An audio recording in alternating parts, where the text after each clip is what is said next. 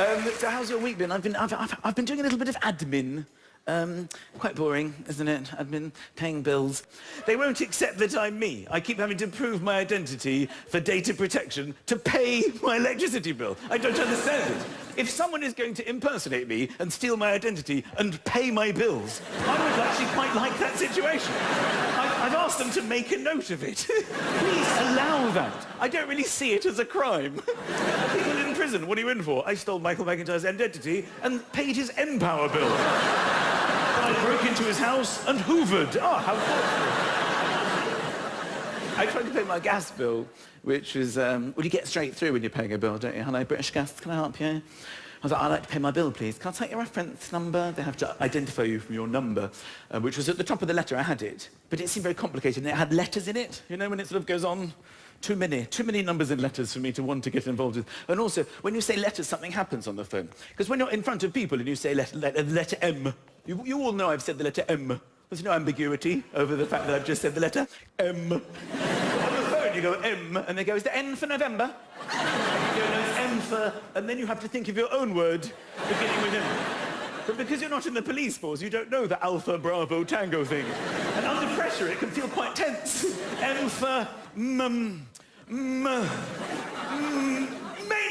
Anything seems to do. You feel so thrilled to get one out there. Mummy! I'm on a roll now. Mummy! Marmite! It happens with F as well. F, you go F, it's F. And they go, is that S for sugar? You go, no, that's F for firm. Fandango! F for Fandango, sir. Yes, F for Fandango. Sometimes I like to throw them a curveball for my own entertainment. G for gnome. Just to make sure they're paying attention. G for gnome, sir. Yes, G for gnome. So I said I don't have it. I didn't want to get involved in it. So I said, I don't actually have it. I don't have my reference number. Can you identify me by my name? They said, can I say your name then, please? Can I say your name, please? I said, it's Michael McIntyre. And sometimes when I say that, people recognise it. And I quite like it. I encourage it, if I'm honest. Can I say your name, please? Ladies and gentlemen, please welcome to the phone, Michael McIntyre. Hello, but this woman, genuinely, she didn't care at all. She just said, is that M-A-C or M-C? I said, it's M-C-I-N-T-Y-R-E, Michael McIntyre. She went, oh, like the comedian. And I got a little bit cocky and I said, yes, exactly like the comedian. She said, I don't find him funny, do you?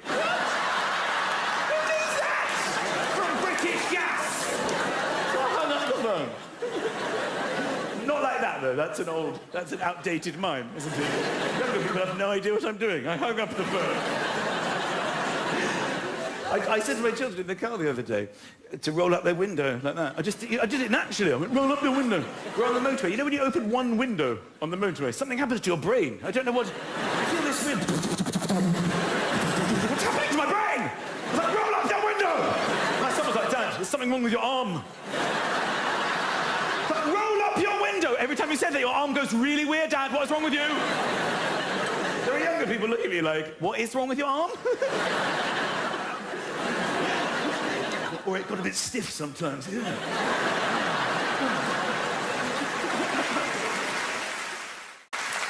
Now, I'm a comedian. I make jokes. And when I see people in real life, sometimes I make a joke.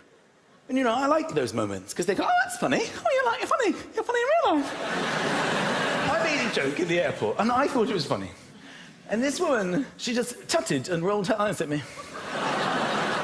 Maybe it wasn't funny. I'm going to run it by you. Okay? I was in duty-free. You know, in duty-free, it's always very weird because they ask for your boarding pass, which is always an odd situation when you're paying for something. You know, you're in the shop, and you go, can I get this? And they go, can I see your boarding pass, please? You have to prove that you're flying on an aeroplane, even though you're in an airport. You have to go, yes, I am flying on an aeroplane. It's a very... I don't know what they're suggesting. That, you know, what's the accusation here? That I've driven to Gatwick Terminal North. I've parked in a long-stay car park. I've taken a shuttle bus to the terminal. Then I've breached the most stringent security measures there's ever been without a ticket to fly, just so I can visit this pret-a-manger. Is that really what you think I've done? Do you have any idea how many pret-a-mangers I drove past to get to this one? No, not that one. I like the one at Gatwick.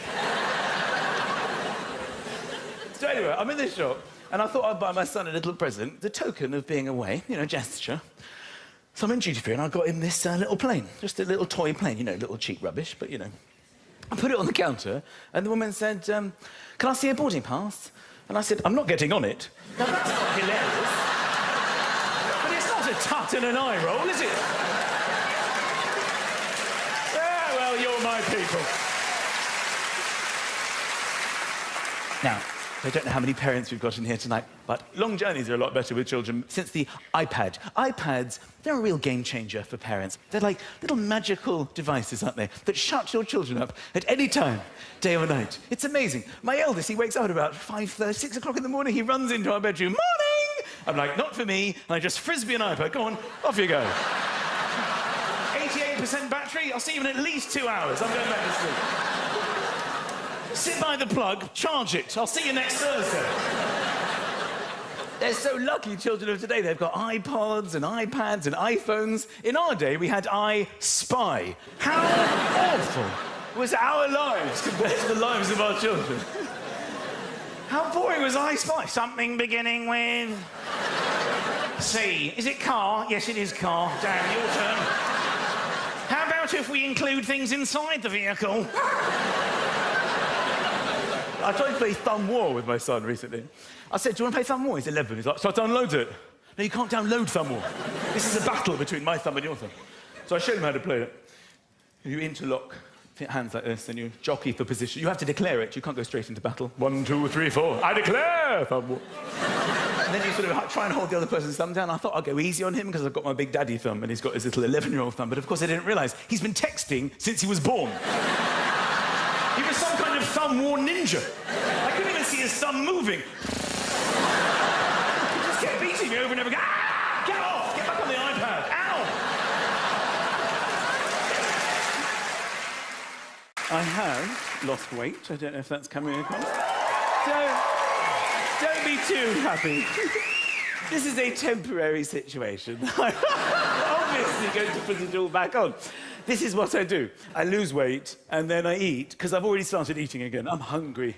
I'm just a very hungry person. I spend a lot of time at the fridge. I'm finding myself there again, just there, just grazing, and they beep as well. Does your fridge beep? It beeps, and I associate it so much with eating that when lorries reverse now, I get a bit peckish. I'm blaming my metabolism. I don't actually know what metabolism is, but there are obviously people with a fast one, and I don't have that. Because you see people who are very thin, and they're like, my metabolism is so fast. You know, I eat like a pig, but, you know, it just drops off me.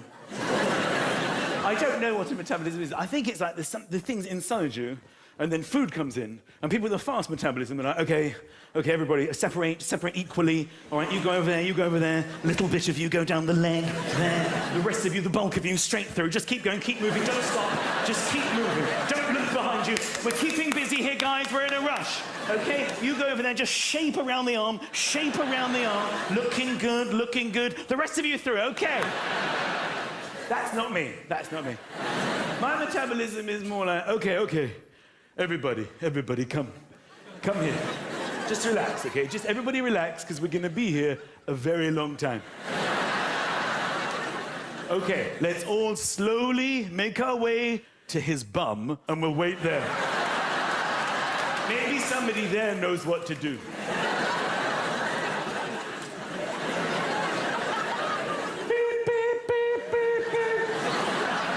But I did lose a little bit of weight on account of my wife, who suggested that I went on a diet and suggested that I went to a medical clinic in Austria to do it. When I say suggested, she bought me flights. She literally just handed them to me and said, go away and come back better looking. So I went to this place in Austria where you lose a stone in a week. A stone in a week. And everybody that does it loses a stone in a week. I lost a stone in a week, and it's actually it's amazing how they do it. You know, you're sitting there thinking, how would you do it? A stone in a week? Well, I'll tell you. It's amazing. They don't give you any food.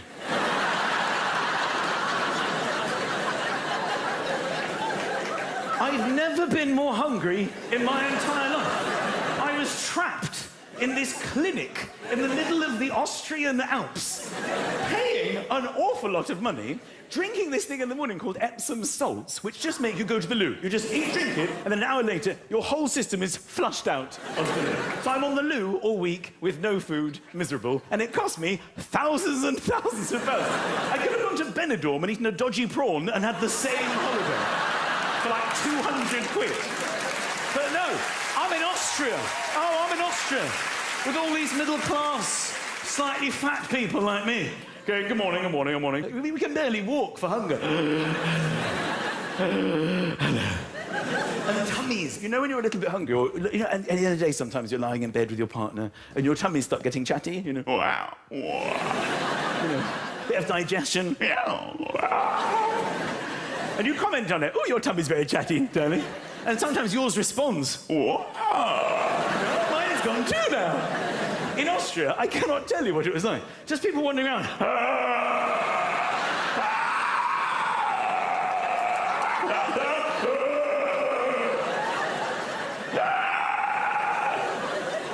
I think my tummy actually spoke.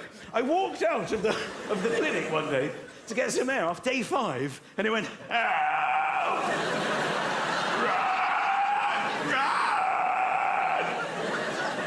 I think it tried to phone for a taxi in the night while I was asleep. I woke up in the middle of the night with the phone off the hook and my tummy just going, I'm going to say this. I don't think healthy people look good, all right? Have you seen the people who work in health food shops? They're very healthy. They look terrible. It's not like you go in there and they look all athletic and wonderful, jogging on the spot because they've got so much energy. Skipping. Hi, how can I help you? The lentils? Oh, they're just down here. That's not what they're like at all. They're all skeletal. Let me show you to the lentils. I don't need vitamins. I have supplements, massive things. I can't swallow them. Everywhere I go, I try to speak in the accent. Do you know what I mean? Irish, I'm not very good at this accent, but the Irish accent, it seems quite jolly, doesn't it? Hello, how are you? It's jolly. As long as you're smiling, you can do a pretty good Irish accent. But Northern Irish, these are right next door to them. Suddenly, everything in the whole world seems incredibly depressing to me right now. How can your face to complete the opposite to that? I'm over here, but I'm right next door to you, and I decided that they're ours. I don't understand how these accents can evolve like that. Some evolution of accents I understand. Like when you go west in England, when you head west, you'll hit like Bristol, and they've got this like West Country like that. They'll start talking like that. We're in Bristol now. We're a little bit busy, so we speak basically with this accent, but it's quite fast because we're like a city. We've got like things to do. We're like got businesses and that, right? We've got like a city centre. Then you go to Devon, you keep going west, you go to Devon, and it's the same accent, but it's a bit slower now, all right? We don't have quite as much going on here as they do in the city of Bristol. We're in Devon now, so we're just going to speak in the same accent, but we'll just take our time with it, because we've got more time, right? By the time you get to Cornwall, it's just...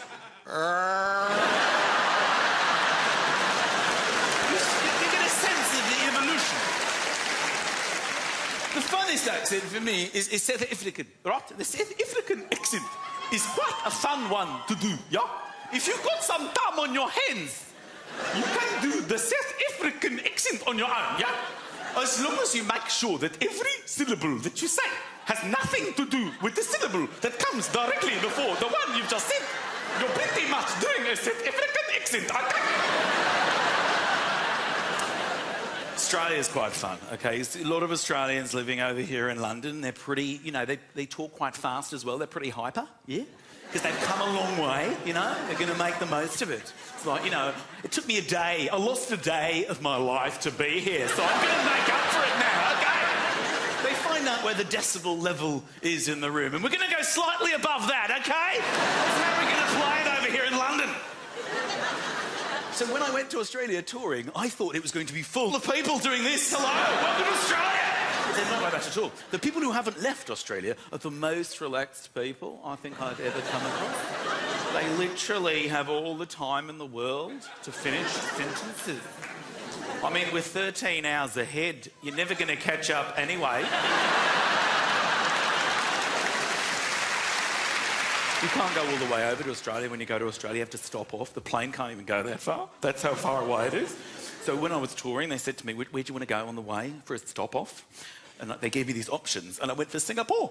I've never been to Singapore. And I went to Singapore and they said, best to stay there for a few days and acclimatise because the time difference is... And of course, that's when the bees and the wasps start to chip in to your day because they live outside, OK? So they'll start to come into your life. And you'll deal with the situation, I believe, as a British person, in one of three ways. You'll recognise yourself in this as we go through it. When a bee or a wasp buzzes into your life, bzzz. Either you are, firstly, a wafter, OK? You'll know who you are if you're the wafters. They're quite cool, by the way. If you're a wafter, you're quite cool. You just deal with the situation. Bzzz. OK, off you go. I don't need that. Bzzz. Sure. Sometimes you don't even break stride in your conversations. So the other day you've just dealt with the situation. You're moving the air. You're not trying to hit it. I'm just going to move the air near you. And you'll know that this isn't an area where you're particularly welcome, OK? I'm a wafter. Right, next up, secondly, you have the stay-stillers. Now, they are very serious people. And they're very adamant that their strategy is the best one to deal with the situation. OK, nobody move. Just stay completely still. Don't make it angry. Don't encourage it. They get quite angry with the wafters. Don't waft it. You're just making it angry. You're encouraging it. Don't encourage it. It's not interested in us, and we're not interested in it. See? It's gone now. Just stay completely still, and it'll get about its business, OK? Then, the third way, the total panickers. Right?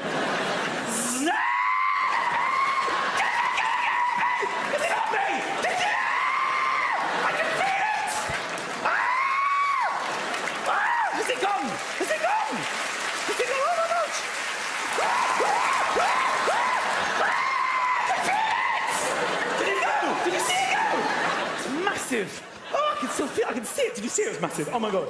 Oh, was it a hornet? Was it a hornet? You know, if it gets you on the throat, you can die. You can die. Right? That's the third way. Now, wafters are able to upgrade and become total panickers. They allow themselves that privilege. You know?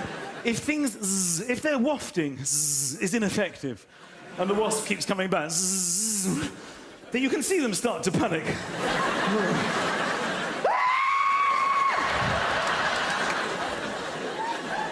Which is why wafters really hardly ever get stung. And total panickers almost never get stung. You know who gets stung? The stay-stillers. Because they cannot break out of their seriousness. They are such firm believers that they have the right strategy. And this is why I thought of this. I've got a friend, he's a stay-stiller, and a wasp not only buzzed around him, but landed on his face. And he just went, the best thing to do is stay completely still. I'm not so sure about that. It's on your face. I don't want to encourage it. But you're just encouraging it to crawl into your eye. It's walking towards your eye. He's like, no, the best thing to... It's not interested in me. It seems pretty interested in you. Why don't you waft it? The worst thing I could do is waft it. Just stay completely still, then another one landed on the other side of his face. I'm like, dude, you now have 2 wasps on your face. And then it stung him. I've got to say, it was one of the funniest things I've ever seen. Because he couldn't just scream. He had to make out that he was still in the right. And he just went...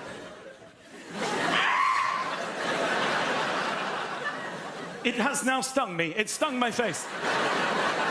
It stung me on the face. But I think the best thing to do is to not encourage it to sting me again. If a total panicker gets stung, you know about it. It's like,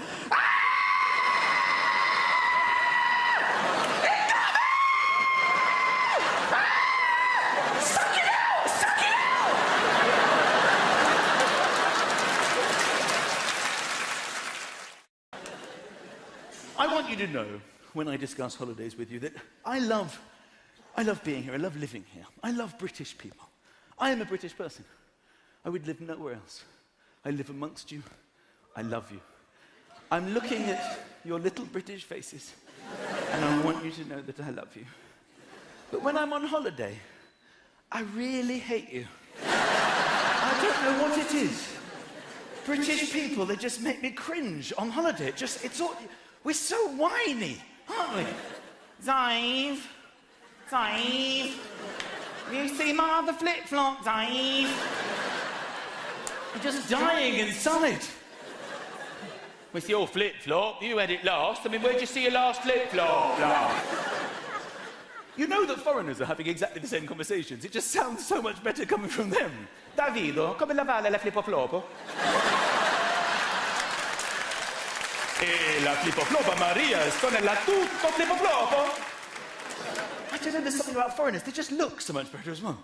You know, they're oiled up. They always have perfect tans and slick black hair. And they get fatter better than us. Even the big fat ones look quite cool. You know, they're balloon fat. They've like skinny legs and little speedos and huge big legs wandering around. Maria, la flip-flop con il lavare! British people, we sunbathe like we've been shot. We're just normal.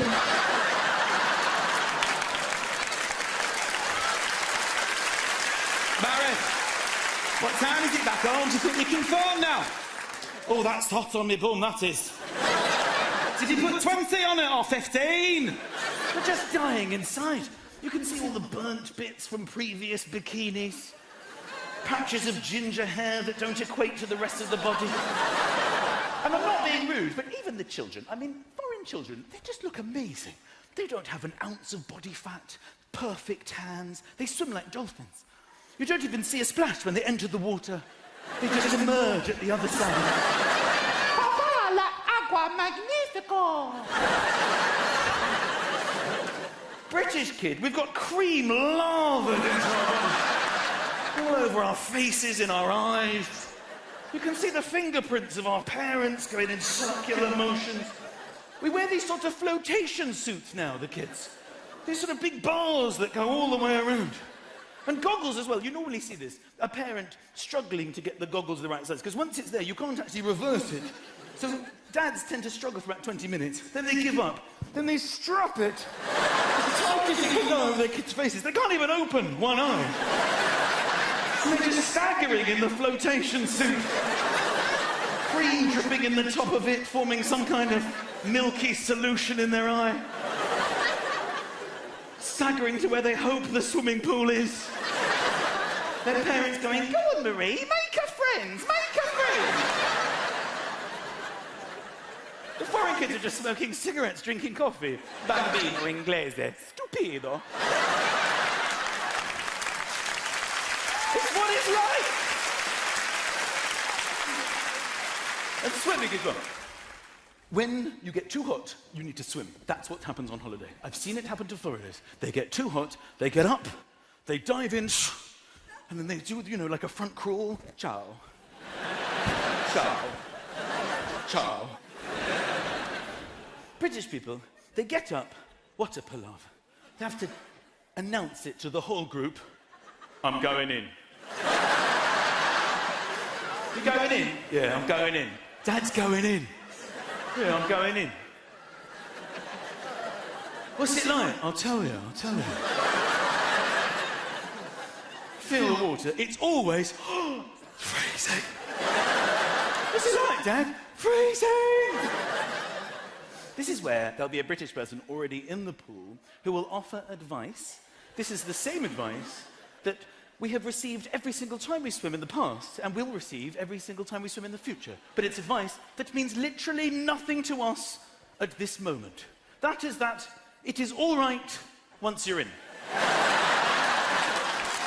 But it means nothing. You're standing there going, it's freezing! There'll be someone in the pool going, just get in! Just get in! It's all right once you're in. Yeah, it's actually quite warm in here. Just get in, man. I was like you, but look at me now. You don't believe a word of it.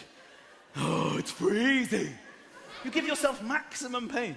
You take it one stare at a time, the water rising. Sometimes you just stand there for 20 minutes. People standing right next to you, just get in, it's all right, it's in.